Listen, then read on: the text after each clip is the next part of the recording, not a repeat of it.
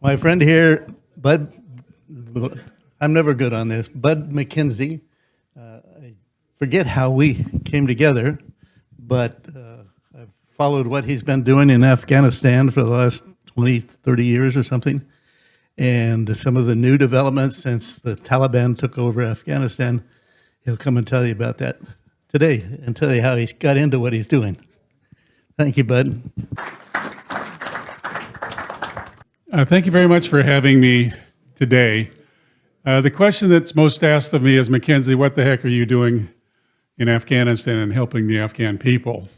It started off in 2003. And on a Sunday in 2003, my choice was to come downstairs and go to the gym and exercise, or come down the stairs and get on the couch and read the Sunday newspaper. So there I was reading the Sunday newspaper, and the Parade magazine falls out. I've never read that magazine before, and I have not read it since, but on the cover was Greg Mortensen, the 3 cups of tea guy who was building schools in Pakistan and Afghanistan at the time. And there was a caption that said, he fights terror with books. So I put in a call to him, and it took me 6 weeks to get a hold of him because there are 40 million of those who go out in the United States on a weekend.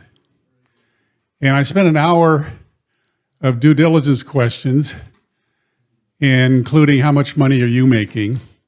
At the end of it, I asked him, I said, how much money do you need to build a school in Afghanistan? And he said $25,000.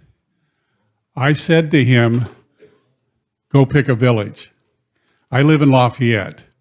And you know how you have a handful of friends you can call and say you're going to do something and you want their help? That's what I did. And within 6 months, the community, the La Miranda community, raised $60,000. I sent it all to him, and then what happened was, in 2005, the school was finished, and I went there to see it. That trip turned out to be a life-altering trip for me. I saw the conditions that the Afghan people were living in, and when I came back to the United States, I couldn't just end by saying, great, I hope you enjoy your school. So I started doing less and less practice of law. Fortunately, I had my own law practice, so I couldn't get fired for not having enough billable hours. And over time, I've just spent more and more time helping people in Afghanistan. I went there 20 times, by the way. I went there 2 times a year, spring and fall, to see what they were doing. So what's happened, of course, is the Taliban came to control about 3.5 years ago.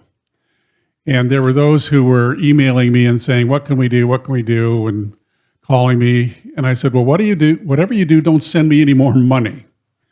Because I thought we were done. And we weren't done, as it turned out. My program director fled to England, and he burned up all documentation relating to trust and education before he went, because he was afraid that he would be put in jail, or perhaps worse, for working for us. But 3.5 months later, I had a new program director, and we're back up and running. And now what's happened is 3.5 years later, and I now have an office in Kabul. The Taliban government required me to have an office. They weren't going to allow my program director to work out of his residence. I have 2 program directors now. And up here, for those of you who want to receive a newsletter, I send one out periodically, and it will keep you up to date of what we're doing in Afghanistan. And it's actually fairly interesting what's going on in Afghanistan. It's tragic, by the way. Afghanistan today has 2 distinctions, and these are things that are rated every year. It has now become the poorest country in the world. And there's a happiness rating. I don't know if you realize that, but they rate countries by happiness. Afghanistan have the most unhappy people in the world. Now, what's this? This is trying to educate, and particularly girls. And one of the things that we have done and continue to do is provide libraries. not vocational libraries, but libraries with computers that have educational software in them. This is one of those libraries. We have 5 of them now. And most of them are being utilized by girls. Within the next 2 weeks, we're going to have 2 more. We'll be up to 7. We only will affiliate ourselves with an organization that is registered with the Taliban, because we don't want to be accused of trying to end around the Taliban government and setting up our own libraries. But I've been very fond of using computers and educational software to educate the kids, because a child can go in there and learn at their own pace, and they can learn at their own time. I get attendance reports now on the utilization of the 5 libraries. The utilization rate of the same children, we have the same children, is over 95%. That's 6 days a week that they go, not 5. 95% utilization rate. Okay, here's what happened. Years ago, I would be going into seeing all of the elementary schools. And I first had drives that called Change for Change. And then what I realized about a year and a half later is they were just going and hitting up people for change and bringing it in. So I went from that, and I went to all the schools and I said, the drives are now going to be called The Buck Stops Here. I don't want your parents' money. I don't want your friends' money. I want you to go out and earn it. And they did. The parents loved it, by the way. They were doing those stands, the lemonade stands. There was one young boy who was teaching people how to play lacrosse. And Burton Valley was one in particular. And one year, and the amount of revenue we generated, and I didn't care so much about the revenue. It's not raising revenue. It's raising children that I was involved in and continue to be involved in. And when we had the Change for Change, they'd bring in maybe $1,500.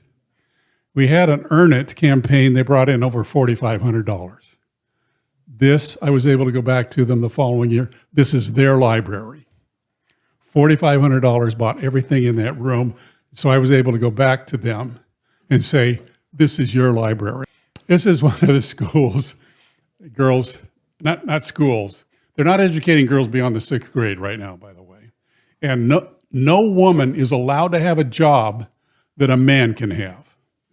So you've basically got a generation now, they're not being educated beyond the 6th grade, and they're not allowing women to have a job that a man could have. Okay, so what's this? Why this one? This is another library. Another way to educate the children is with tablets, because you can load those with educational software. We give them to families, and I'll explain that in a minute. We give that so that an education becomes possible in every single household, 24 hours a day, 7 days a week. Doesn't matter how old the kids are or how old the girls are. We've handed out over 200 of those. I plan to hand out another 200 this year. A tablet loaded with educational software is $80. That's all it takes. Problem is, not every house has electricity. So we have solar-powered battery packs that will charge up the tablets. But see, the other thing it does, it brings light into their rooms.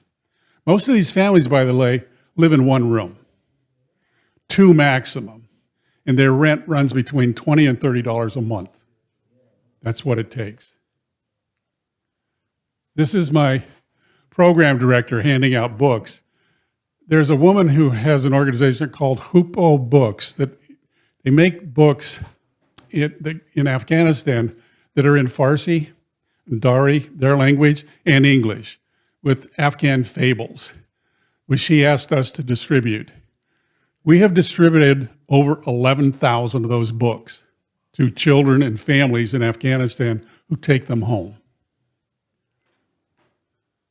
This is one kid holding some of those books. This is an orphanage. An orphanage doesn't necessarily mean you're an orphan. It may mean you have horrible parents that are on drugs or whatever, and they're out there on the streets. and they provided lunch for them. And we learned of that, and we decided to provide fruit. And so this is a group of them. And what's interesting about this photograph, you have boys and girls together. But you can see we were providing fruit 3 days a week. That ran us about $160 a month to provide fruit 3 days a week for these kids.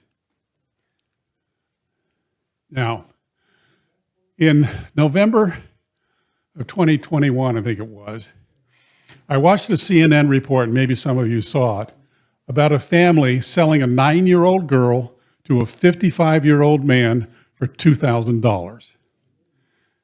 The footage included pulling her out of where she lived, dragging her towards the car, and the 55-year-old man taking her arm and pulling her into the back of the car. That was the day, or shortly thereafter, where I decided to establish a sponsor a family program in Afghanistan. Up until that, we'd been sponsoring street children because, the other problem with street children is they couldn't go to school.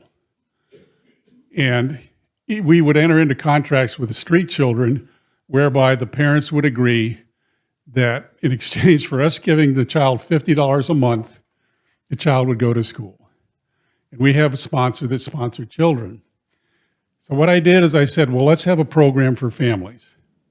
And all I did was double it. Instead of $600 a year to sponsor a child, we established $1,200. That way, a family gets $100 a month for a year, every month, get $100. We don't have any overhead associated with that. 100% of the money that gets donated to that program goes towards the sponsorship of families. This is one of them. He's paralyzed. He's paralyzed. He's got 1, 2, 3, 4 women. Where are they going to make money? How are they going to make money? This woman's a widow, and you have a number of widows over there because so many men have been killed in all the fighting and the wars that have gone on inside Afghanistan. See her son sitting on her lap?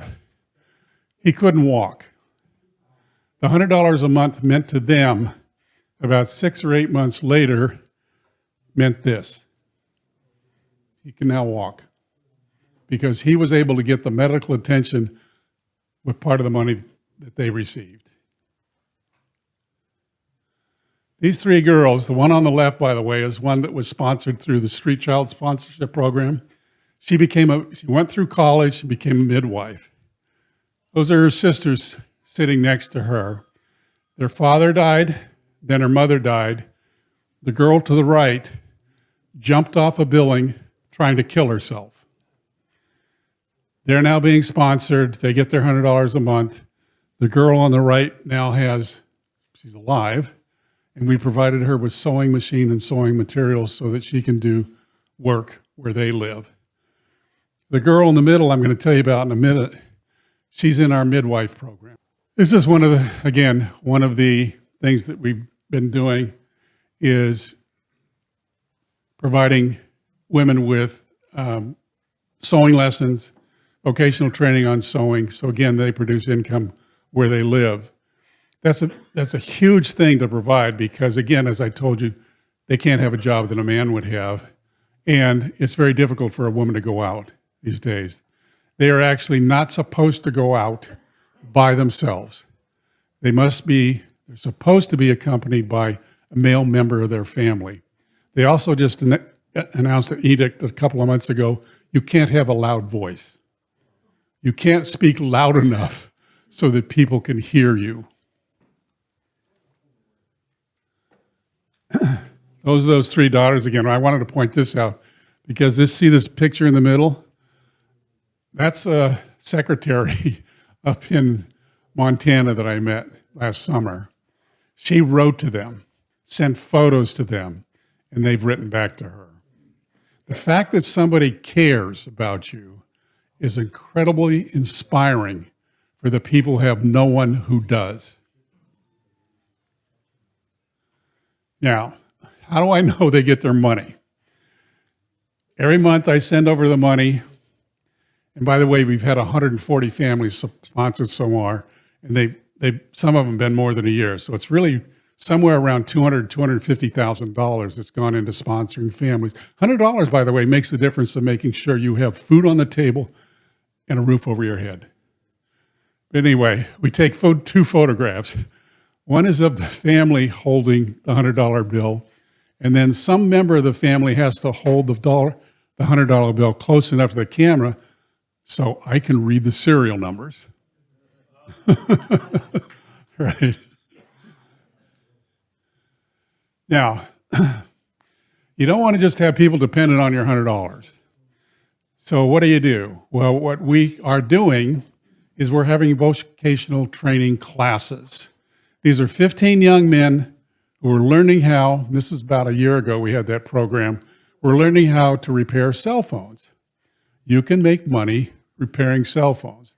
Those who graduate and show promise, we provide them with all the materials they need, the equipment they need to repair cell phones. This guy and this guy are in business together in downtown Kabul. They actually have a little store repairing cell phones. They don't need the $100 anymore, nor do their families. This is, again, women who are being brought in and trained how to sew. Those are going to be their sewing machines when they graduate. Here's one of the young girls sewing in her home. Here's another one. The other program, this is going on right now. This is about a 4-month program, embroidery. You can make money through embroidery. And again, that's something you can do at home. They'll be trained not only how to embroider, but what to produce. And we're going to help them market them so that we can take out the middleman. There she is. That's one of them. You don't always get photographs of them smiling. It's not customary for them actually to smile in photographs. This guy with his $100 a month set up a recycling business. And when he set up the recycling business, again, he basically don't need any more money. This guy, he repairs shoes, sitting on the sidewalk in Kabul. Again, he's somebody who doesn't need any more support. This man, again, this was just the $100. He then went into the business of producing this at home, and these are great. He's selling these and doing a very good business doing that. He's selling birdseed. Again, we didn't have to provide any more money, but the $100 was enough for him to be able to sell birdseed. And this man, this is an interesting story because he's older. He was making money doing physical labor. You know, you go downtown and you try to, be hired to do physical labor. The older you get, the less they want to hire you. So he was finding it very difficult to get work because he was too old. So now he's selling that. And then we did this within the last 6 months. He asked us for $500 to have a store, buy a store. He now has a store. There are 3 guys who basically, this motorcycle, they're doing transportation.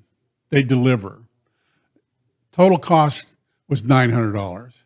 Do you see how little it takes in order to take somebody from dependency?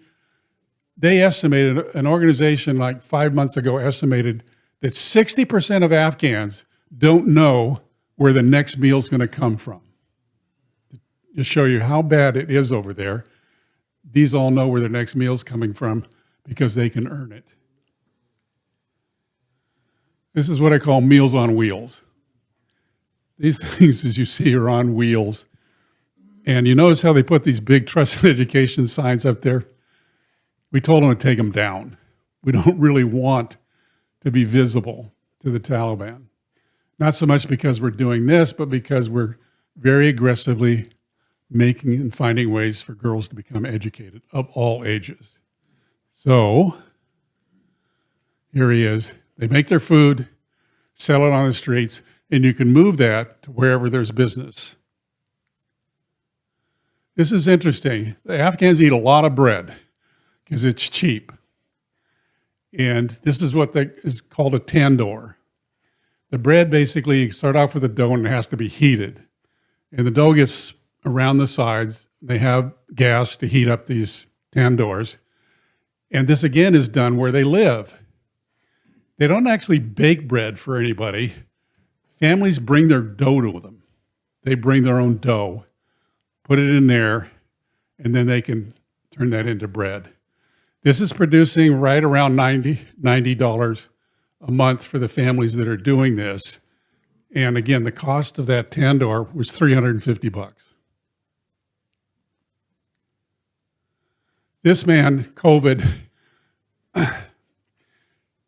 he ran out of tin, and he needed tin to be able to go back into business. We bought $300 worth of tin. He's now very happy back in business. This man, that's $500. That's the $500 he received. He now has a glass business. This was set up for $500. This is a big winner. Popcorn. We just did this a couple of months ago. It's a popcorn machine. And here's this two-size bags, right? One on the left will cost you 5 cents. The one on the right, I think, is like 9 cents. They're making right around $80 to $100 a month. How many bags of popcorn do you have to sell at 9 cents a piece? But see, they're out there 6 days a week. And they told me, the place to locate your popcorn machine is right outside a school and wait for the kids to come out. Now, this is the most exciting of all. About 4 months ago, we were able to get 6 young women into a university, medical university, to train them to become midwives. This is huge because midwives is something you can do and you can make money from because they don't allow men to give medical treatment to women. Only women. About 2 months later, after they were enrolled, and this was going to be 3 years, and it was going to run $3,000 for us to support them over the 3 years. So it's $18,000 to us. But 3 years later, they were going to be midwives. We were very happy with this. We wanted to get more enrolled in the next time they had enrollment period. The Taliban government came out and told all of the medical schools, do not educate the women anymore. They were all sent home. Imagine, you don't allow men to treat women. You're telling the medical schools, don't train women to provide medical services to women. What did we do? We have created our own midwife program. We now have, and what we had to do, we had to find a location to have the classes, and we had to do it in a building where the coming and going of women wouldn't bring any notice. Because we didn't want the fact that they were coming to class and leaving class to provide any notice. We now have a morning class of 15 women, an afternoon class of 15 women, and they're being taught by one of the teachers was teaching at the university, who no longer has a job there. The others are working in the local hospital as midwives. The students are going to be able to become interns at the hospital towards the end. They expect to be able to have them ready to provide medical services to women within 1 year, not 3 years. That's running us $30,000. 30 women, $30,000, $1,000 a midwife a year later. We didn't want to do more until I got attendance reports, which I got yesterday. from January and February. We keep track of the attendance. Attendance rate's 97%. These women are going there. I'm going to do another one. At least 15 more, perhaps 30. Because this totally changes the trajectory of their lives. Totally. And here's the dilemma and the pressure that's being brought to bear. Let's say you have a daughter that is not allowed to be educated beyond the 6th grade. She can't have a job that a man has. She's a burden. She's a burden. Your daughter's a burden. Well, I got involved when I heard about them selling their daughters. What's the other way? Marry them off. Find somebody. They, and then survey, 60% of the marriages in Afghanistan are either forced marriages or underage marriages. So imagine if you're a young girl growing up in Afghanistan, what your future looks like. So anyway, why do I do this? Because I can't stop. The one thing I learned, when I started back in 2003, prior to that, I was a lawyer I was business lawyer working with small businesses, playing let's make a deal. When I said we want to raise money to build a school in Afghanistan, I was surrounded by volunteers.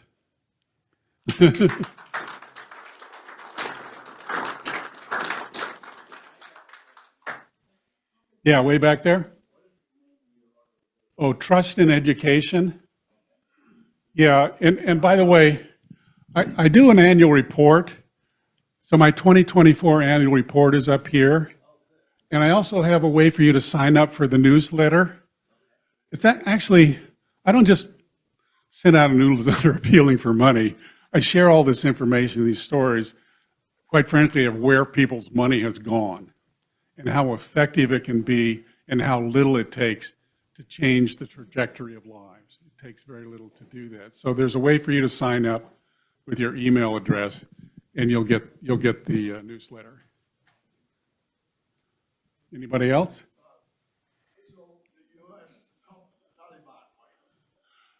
The U.S. does not help the Taliban. Oh, do I have a little more time? Can I take a little more time? Yeah, the only time.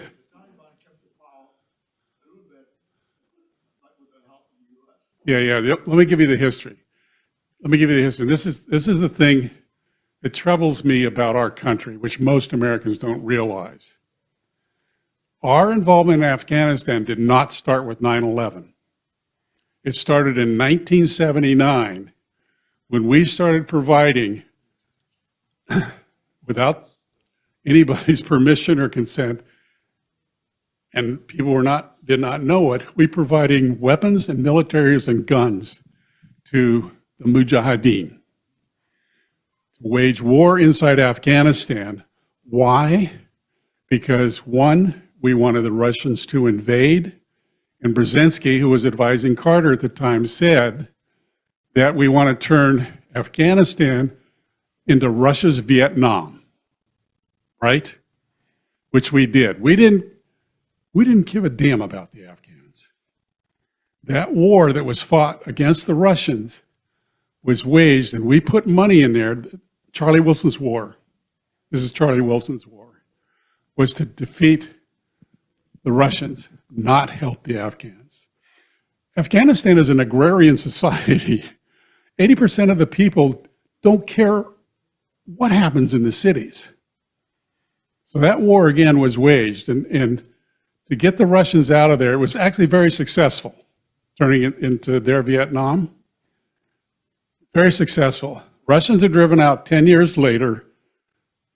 Russia starts to break up into pieces.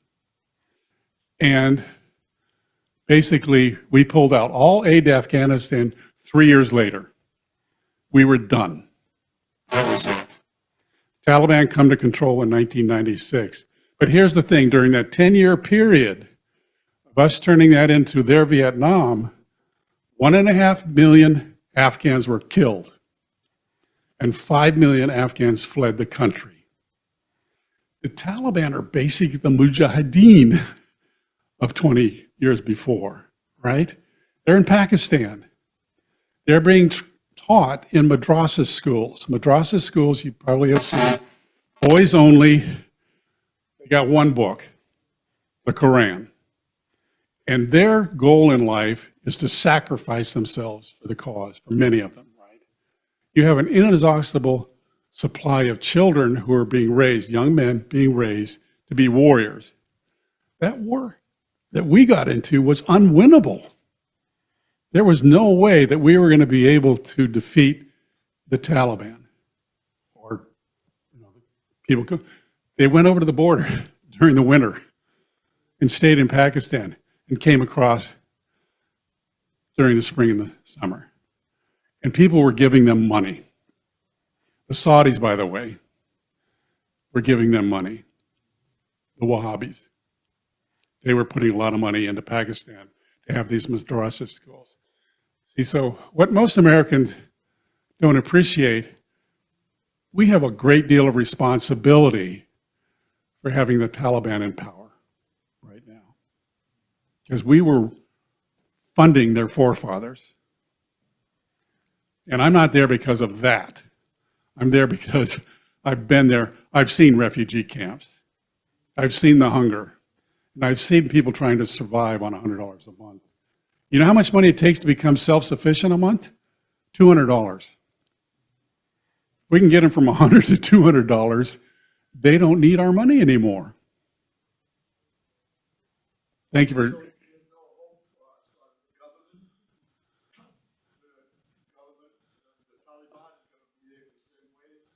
Within Taliban, and again, if you get my newsletter, I'll keep you posted on what's going on. There's considerable dissension within the Taliban government themselves. There's one guy, by the way, who issues these edicts, and he's down in Kandahar. The interesting thing about him is nobody sees him. They had the mullahs come to Kabul over a year ago, and he came, and there's probably hundreds of them out there, in the audience. He came on stage with his back to the audience. You couldn't see his face. So there are those who believe he doesn't exist, that there's a committee that's running the country, not him. And Mullah Omar, you may not know that. Mullah Omar was actually one of the leaders of one of the Taliban groups. He actually had been dead for 2 years before they discovered that leader had died. But there's dissension within the ranks. Every man now, I suppose, has to wear a beard. And then with this, the vast majority of Afghans don't want their women to not be educated, not be able to have work. So the message, and here's what's interesting, because we're very involved. It's not as if they don't know we're there with our libraries and all that stuff that we're doing. They've never come to our office and said, stop it. But my programs still have to worry. He told my friend who's Afghan, and he told my friend Afghan and I used to go all the time, my Afghan friend. He told my Afghan friend, his big concern is that they'll stop him and they'll ask to see his photos in his phone, which will have a bunch of families holding a $100 bill. That's his major worry. Yeah, but we are not providing, there's the rumor afoot that we're providing direct support to the Afghans. We're not. Whatever support we do provide, which will be cut off, we're not going to have any more USAID, they're done, right, would go through the United Nations and would go to charitable organizations. They wouldn't hand the money to the Taliban government. And what happened is a consequence of them doing what they're doing to girls and women, the international community stopped giving them a lot of money. It went from 30, 40, $50 million down to maybe 5 or 10. That's what happened. Yeah.